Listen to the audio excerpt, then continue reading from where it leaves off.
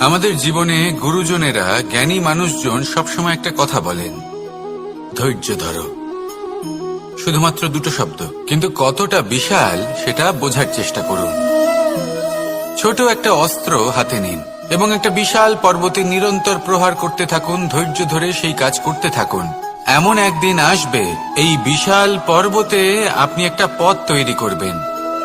কোনো ধনুর্ধর যখন নিজের বিদ্যা অর্জন করেন, তখন তাকেও ধৈর্য ধরতে হয়, তার নিজেকে সময় দিতে হয়, তবেই সে ধনুর্বিদ্যা শিখতে পারে।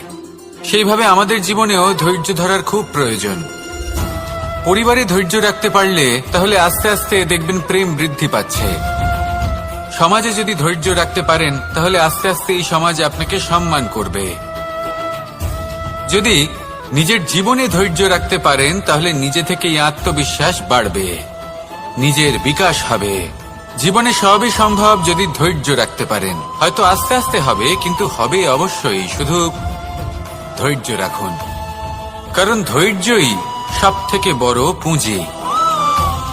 আসুন আর আমার সাথে ভালোবেসে বলুন, রাধা রাধা।